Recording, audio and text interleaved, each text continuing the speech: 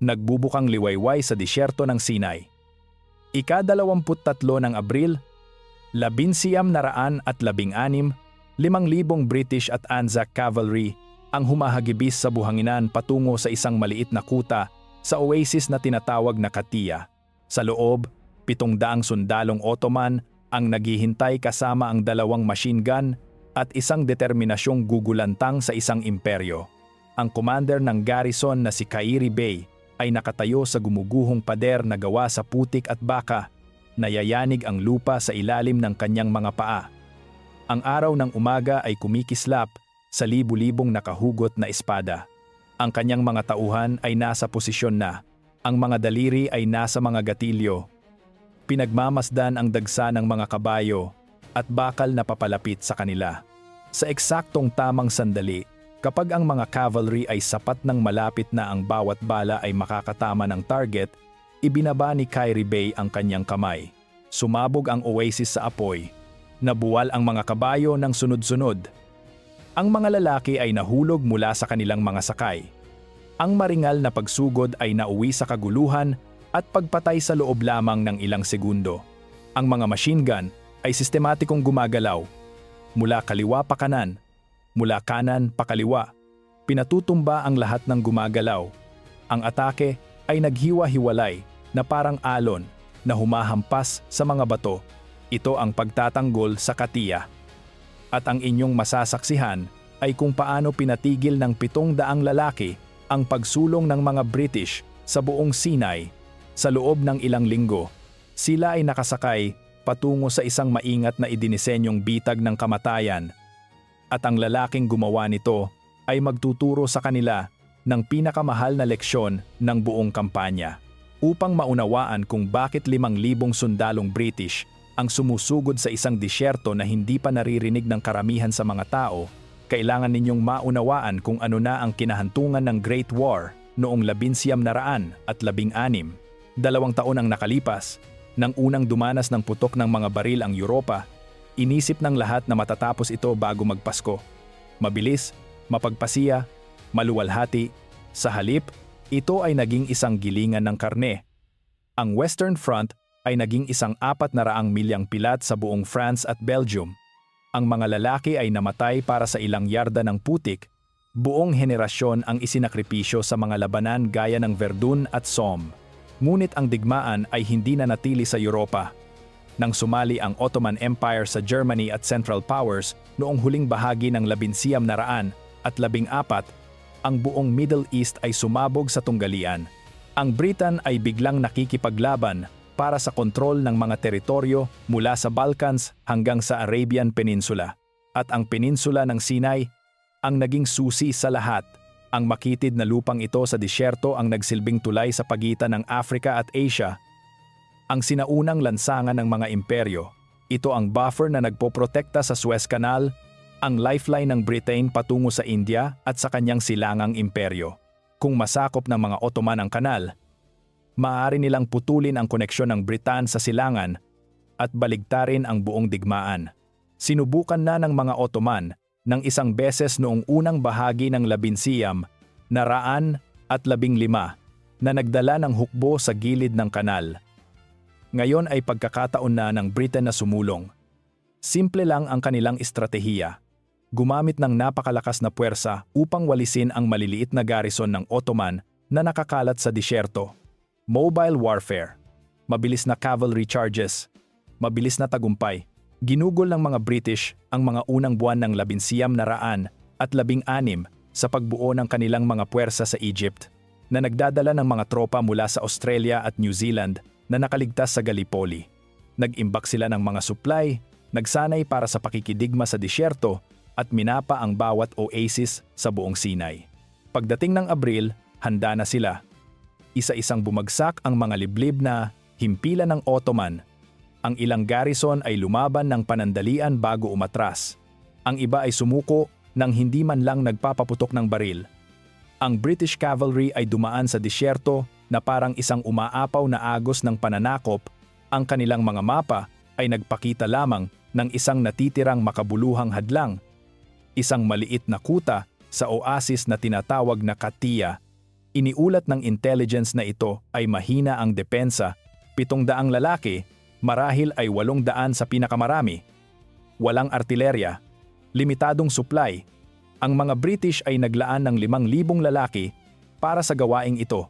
Ito ay sobra-sobra, ngunit nais ng mga commander na magpadala ng isang mensahe habang pinaplano ng mga British ang kanilang hindi mapipigilang pagsulong. Isang commander ng Ottoman ang naghahanda upang pagbayarin sila sa bawat pulgada. Ang kanyang pangalan ay Kairi Bey at mayroon siyang plano na magpapabago sa lahat. Kung natutuwa kayo sa malalim na pagsusuring ito sa isa sa mga pinakakamanghamanghang defensive stance sa kasaysayan, pindutin ang subscribe button. Ngayon din, dinadala namin sa inyo ang mga labanang nagpabago sa mundo, ang mga kwentong karapat-dapat alalahanin. Ang inyong suporta ang nagpapanatili sa paggawa ng mga video na ito. Ang Katia ay hindi gaanong kahanga-hanga tingnan. Iniulat ng mga scout ng British na bahagya lamang itong kuta. Ilang mga gusaling gawa sa putik na nakapalibot sa isang balon. Ilang mga kanal o trenches, walang bagay na hindi kayang malampasan sa loob ng isang oras. Ngunit ang mga digmaan ay hindi nananalo sa mga mapa. Ang mga ito ay pinapanalunan ng mga lalaking may hawak sa lupa, at ang 700 sundalo sa Katia ay hindi aalis sa kanilang pwesto. Si Kairi Bey ay isang makaranasang opisyal ng Ottoman na lumaban sa Balkan Wars. Nauunawaan niya ang mga taktika, logistika, at higit sa lahat, ang kanyang kaaway. Ang mga British ay may momentum, bilang, at kumpiyansa na malapit na sa pagiging mayabang, at ang kayabangang iyon ay isang bagay na maaari niyang gamitin. Ang kanyang garrison ay hindi mga elite. Sila ay mga regular na infantry, pinaghalong mga regular na Turkish, at mga lokal na Bedouin auxiliaries na kilalang kilala ang disyerto. Ang ilan ay mga veterano, ang iba ay mga conscripts na bahagya lamang nagsanay. Wala silang artilerya. Wala silang mga pampatibay na tropa. Wala silang sapat na bala para sa isang matagal na labanan. Kung ang labanan ay tumagal ng higit sa ilang oras, mauubusan sila ng mga bala. Ang meron sila ay paghahanda. At sa defensive warfare, ang paghahanda ay mas mahalaga kaysa sa dami ng tao. Sa loob ng ilang linggo, ang garrison sa Katia ay naghuhukay. Ang bawat trench ay inilagay upang magbigay ng proteksyon habang nag-aalok ng malinaw na saklaw ng putok. Ang bawat posisyon ay lumikha ng mga overlapping zones kung saan ang mga umaatake ay mahaharap sa mga bala mula sa maraming direksyon. Ang balon ay protektado sa likod ng maraming layers ng depensa. Ang isang umaataking puwersa ay kailangang lumaban sa 3 magkakahiwalay na linya upang maabot ito. At kung wala ang balong iyon, ang isang hukbo ay hindi mabubuhay sa Sinai. Si Kairi Bey ay mayroon lamang 2 machine gun. 2 laban sa 5,000 lalaki. Ngunit inilagay niya ang mga ito ng may pag-iingat ng isang chess master. Ang bawat baril ay sumasaklaw sa isa sa mga pangunahing daanan. Ang bawat isa ay nakatutok na sa mga partikular na kill zones kung saan ang cavalry ay pinakamahina. Ang mga gunners ay gumugol ng maraming oras sa pag-e-ensayo ng kanilang mga galaw, isinasaulo ang timing at mga anggulo. Ang layout ng kuta ay sadyang siksik. Ang bawat tagapagtanggol ay nakikita at kayang suportahan ang mga posisyon sa magkabilang panig. Kung ang isang section ay sumailalim sa matinding pag-atake, ang mga lalaki ay maaaring lumipat upang patatagin ito sa loob lamang ng ilang segundo. Alam ng mga sundalo ang mga posibilidad. Nabalitaan nila ang tungkol sa British cavalry na nagwawalis sa buong Sinai. Nabalitaan nila ang tungkol sa ibang mga garrison na nagapi sa loob ng ilang minuto. Alam nilang walang darating na tulong, ngunit alam din nila ang isang bagay na hindi pinahalagahan ng mga British. Sa pakikidigma sa disyerto, hawak ng tagapagtanggol ang halos lahat ng bentahe, tubig, lilim, inihandang mga posisyon, malalim na kaalaman sa lupain. Ang umaatake ay kailangang tumawid sa bukas na lupain, sa nakamamatay na init ng walang proteksyon. Ang lahat ay nakadepende sa timing. Magpaputok ng masyadong maaga, at ang mga bala ay babagsak lamang sa buhangin nang walang tinatamaan. Magpaputok ng huli, at ang mga cavalry ay nasa loob na ng mga kanal. Itinataya ni Kairi Bey ang 700 buhay sa pagkuha ng tamang-tamang timing. Naglakad si Kyrie Bey sa gitna ng kanyang mga tauhan sa mga araw bago dumating ang mga British. Sinusuri ang mga paghahanda, nag-aalok ng tahimik na pagpapatibay ng loob. Hindi siya nagbigay ng mga talumpati tungkol sa kaluwalhatian o imperyo. Ang mga ito ay mga propesyonal na sundalo na nauunawaan ang kanilang trabaho. Hawakan ang posisyon, pagbayarin ang kaaway, mabuhay kung maaari. Nang magbukang liwayway noong ika-23 ng Abril, ang 700 lalaki ng Katia ay handa na. Nag-imbak sila ng mga bala sa mga protektadong dugout, maingat nilang tinipid ang kanilang tubig. Nagdasal sila, ang mga Muslim at Kristiyano, na lumalaban, nang magkatabi gaya ng ginawa nila sa buong Ottoman Empire sa loob ng maraming siglo. At pagkatapos ay naghintay sila. Nakatayo sa kanilang mga kanal, pinagmamasdan ang silangang abot tanaw. Ang ilan ay nag-uusap ng mahina. Ang iba ay nakaupo sa katahimikan. Ang ilan ay paulit-ulit na sinusuri ang kanilang mga sandata, ang pangkalahatang ugali ng mga sundalo bago ang labanan dahil sa kaba. Nang lumitaw ang ulap ng alikabok matapos ang bukang liwayway, walang panik. Tanging isang malungkot na pagtanggap at huling pagsusuri ng mga sandata. Ito na ang sandaling pinaghandaan nila. Dumating ang mga British ng sunod-sunod. Una ang mga scout. Magaan na cavalry na naghahanap ng mga kahinaan, sinusubukan ang mga depensa. Mabilis silang sumakay, umiikot sa oasis. Sa tingin nila ay ligtas na distansya. Inasahan nila ang kaunting paglaban bago tumakas ang mga tagapagtanggol o magtago sa takot. Sa halip, nakatagpo sila ng disiplinadong putok mula sa mga nakatagong posisyon. Maraming scout ang nahulog mula sa kanilang mga kabayo. Ang iba ay mabilis na bumalik dahil sa kalituhan, nagmamadaling umalis upang magulat sa kanilang mga commander. Inayos ng mga opisyal na British ang kanilang pagtatasa. Hindi ito magiging kasing dali ng inakala nila. Ngunit 5,000 lalaki laban sa 700, ang malupit na aritmetika ay hindi nagbago. Kailangan lang nilang tumama ng mas malakas at mas mabilis. Iniutos nila ang pangunahing pagsalakay. Ipadala ang cavalry sa isang napakalakas na pagsugod. Ang gulantang at bilis ng libu-libong kabayo ay wawasak sa anumang depensa. Ang labanan ay matatapos sa loob ng ilang minuto. Ang pagsugod ng cavalry ay isang tanawin na magbibigay ng takot sa anumang normal na garrison. Libu-libong mga ngabayo ang bumubuo ng mga hanay, pagkatapos ay sumusugod pasulong sa disyerto. Ang tunog ay hindi kapani-paniwala. Isang kulog na tila nagpayanig sa mismong lupa. Nakahugot at kumikislap ang mga espada. Ang mga opisyal ay sumisigaw ng mga utos. Ang mga kabayo ay bumibilis hanggang sa ganap na pagtakbo. Ito ang uri ng pagsugod na nanalo sa mga labanan sa loob ng maraming siglo, mula sa kapatagan ng Mongolia hanggang sa mga bukid ng Europa. Ang sindak at pagkamangha sa mga mandirigmang nakasakay, ang psikolohikal na epekto ng lahat ng bigat at momentum na dumaragsa sa mga tagapagtanggol. Ngunit ang Katia ay hindi isang normal na garrison, at ito ay hindi isang normal na labanan. Ang panahon ng cavalry ay nagtatapos na, bagaman maraming opisyal ang tumangging tanggapin ito. Binago ng mga machine gun ang pakikidigma magpakailanman. Ang gumana laban sa mga sibat at musket ay hindi gagana laban sa mga sandata na kayang magpaputok ng daan-daang round bawat minuto. Nakatayo si Kyrie Bey sa kanyang command post, pinagmamasdan ang pagbuo ng pagsugod. Naghintay siya. Ang pagtitiyaga ang lahat sa sandaling ito. Hinihayaan niya silang lumapit, mas malapit pa.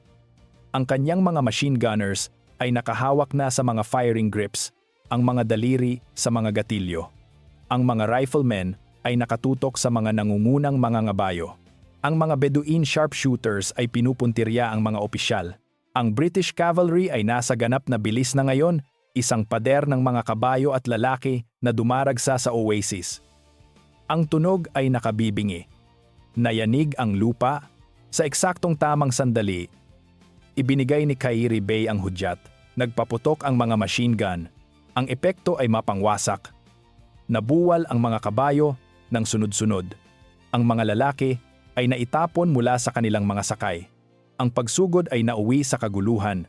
Sinubukan ng cavalry na sumulong, ngunit hindi ka makakasugod sa gitna ng putok ng machine gun. Hindi mo mapipilit ang mga kabayo na tumakbo patungo sa pader ng mga bala. Ang atake ay naghiwa-hiwalay na parang alon na humahampas sa mga bato. Ang ilang mga mangangabayo ay bumalik, sinusubukang tumakas sa killing zone. Ang iba ay sumulong dahil sa katapangan o kalituhan.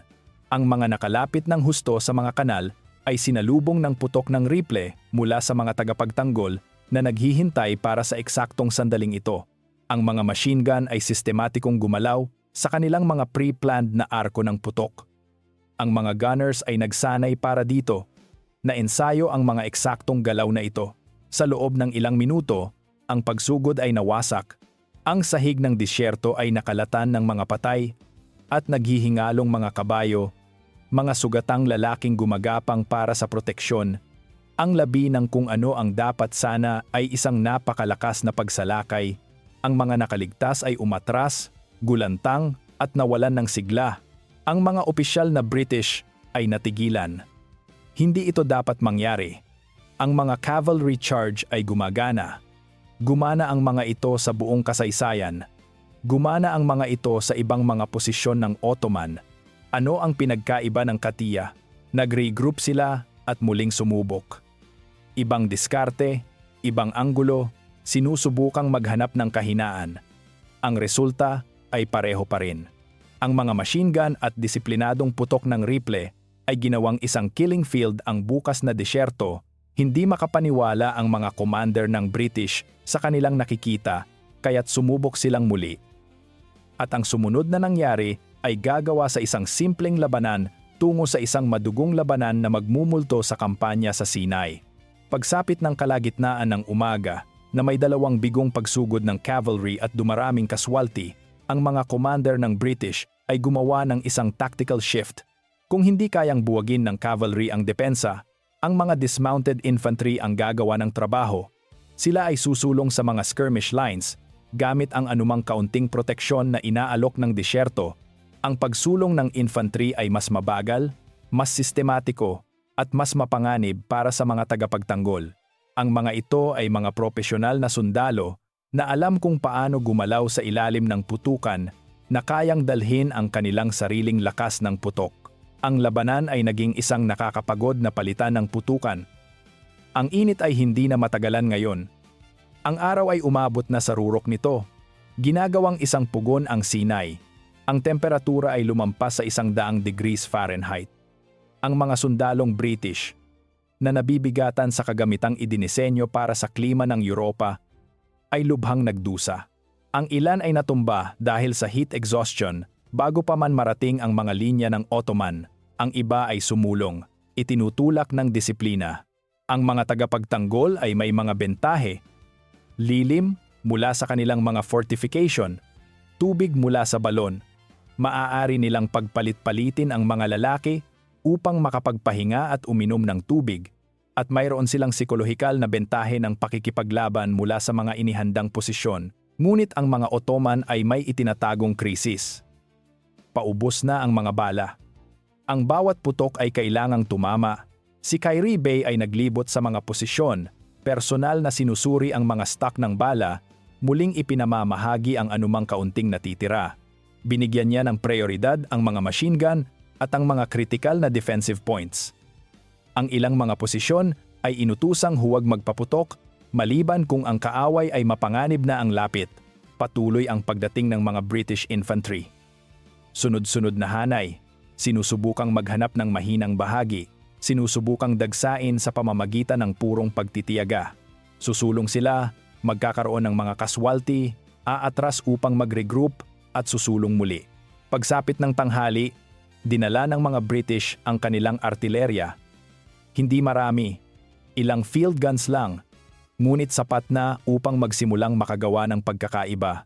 Ang mga gunners ay nagsimulang bombahin ang mga pader na gawa sa putik at baka. Ang mga bala ay sumabog sa mga fortification, nagpapadama ng mga ulap ng alikabok at mga labi. Ang mga pader ay nagsimulang gumuho. Ito ang hinihintay ng mga British. Dahil sa mga butas na bumubukas sa mga pader, maaari na silang maglunsad ng isang mapagpasiyang pagsalakay. Ang labanan ay pumapasok na sa kritikal na yugto nito. Naglagay sila ng isa pang malawakang pagsalakay na nakatutok sa mga bahaging may butas. Ang infantry ay sumugod patungo sa mga bukana. Ang labanan ay naging desperado, magulo, at malupit. Ang mga sundalong British ay nakapasok sa isang malaking butas, tumutuloy sa mga defensive trenches, nakikipaglaban ng harapan sa mga tagapagtanggol na Ottoman. Sa isang nakakatakot na sandali, tila babagsak na ang depensa. Napasok na ng mga British ang panlabas na singsing. Sila ay nasa loob na ng kuta. Ang mga opisyal ay sumisigaw ng mga utos, humihingi ng mas maraming lalaki na dumaan sa butas, ngunit pinaghandaan ito ni Kairi Bey. Nagtago siya ng isang reserve force na nakaposisyon upang mag-counter-attack sa anumang breakthrough. Ngayon ay pinakawalan niya sila. Ang mga sundalong Ottoman ay sumugod sa butas mula sa mga gilid, tinatamaan ang pagpasok ng mga British mula sa dalawang panig.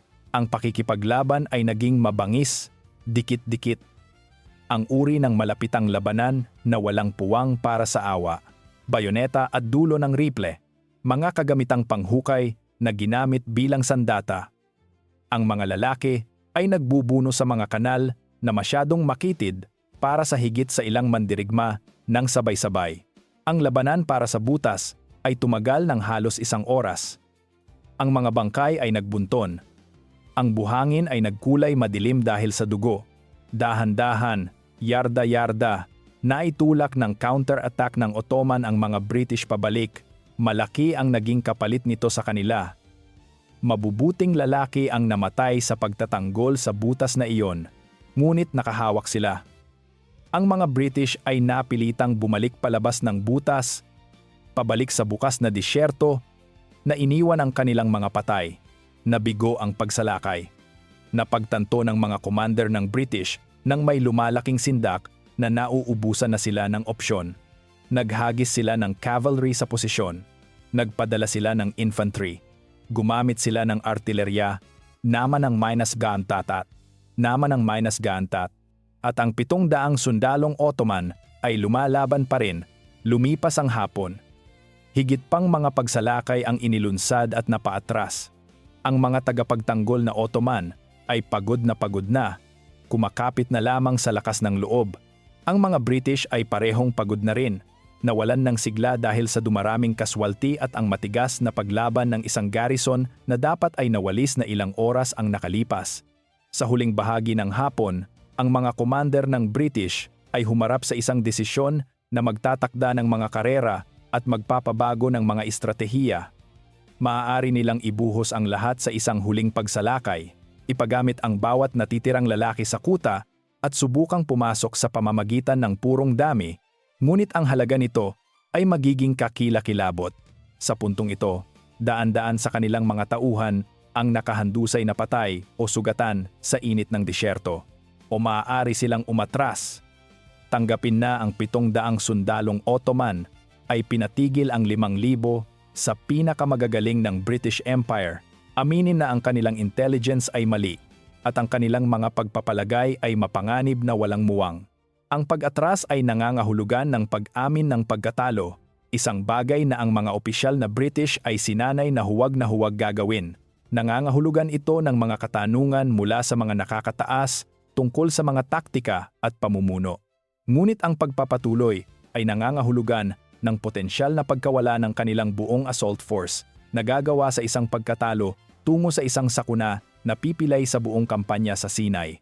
Kung umatake ang mga British ng isa pang pagkakataon, baka makapasok na sila o baka mawasak sila sa pagsubok. Ang lahat ay nakasalalay sa balanse. Ang desisyon ay ginawa, hindi nang may tagumpay, kundi nang may mapait na pragmatismo. Ang posisyon ay hindi katumbas ng halaga. Ang mga utos ay ipinasa sa buong linya. Ang mga stretcher bearer ay sumulong upang kunin ang mga sugatan. Ang mga assault units ay nagsimulang umatras. Sa loob ng kuta, ang mga tagapagtanggol na Ottoman ay nanonood ng hindi makapaniwala. Naiputok na nila ang kanilang huling mga magazine. Sa gitna ng lahat ng 700 lalaki, mayroon na lamang silang marahil ilang dosenang bala na natitira. Ang mga machine gun ay nasa huli na nilang sinturon ng bala. Kung ang mga British ay naglunsad lamang ng isa pang pagsalakay, ang depensa ay babagsak na sa loob ng ilang minuto, ngunit hindi nila alam. At kaya sila ay umatras. Habang humuhupa ang alikabok at naglalaho ang tunog ng mga bota at kuko ng kabayo, isang kakatuwang katahimikan ang bumalot sa Katia. Matapos ang ilang oras ng walang tigil na putukan, pagsabog at hiyawan, ang biglaang katahimikan ay halos masakit. Ang mga tagapagtanggol ay lumabas mula sa kanilang mga kanal nang dahan-dahan, maingat, halos hindi makapaniwala sa katatapos lang na mangyari. Nakahawak sila.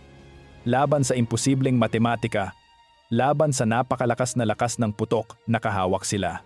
Ang larangan ng digmaan ay nagsasabi ng kwento sa malupit na mga numero.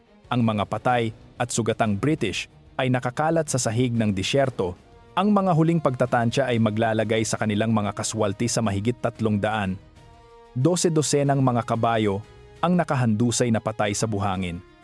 Ang mga daanan patungo sa Katia ay mukhang isang sementeryo. Ang mga kaswalti ng Ottoman ay medyo magaan kung ikukumpara. 12-dosenang napatay, 12-dosenang sugatan. Ngunit hindi katulad ng binayarang halaga ng mga British. Naglakad si Kyrie Bey sa gitna ng kanyang mga tauhan, tinitingnan ang mga sugatan, inaayos ang paglilibing para sa mga nasawi. Sinisigurado na ang mga depensa ay naibalik sakaling bumalik ang mga British. Ngunit sa kaibuturan niya, alam niyang hindi na sila babalik. Masyado silang napuruhan. B. Nang gabing iyon, habang sinusubukan ng mga nakaligtas na iproseso ang kanilang nagawa, naririnig nila ang kampo ng mga British sa malayo. Ang mga tunog ng isang hukbong nagpapagaling ng mga sugat, naglilikas ng mga kaswalti, at sinusubukang unawain kung paano nagkamali ang lahat ng ganoon na lamang.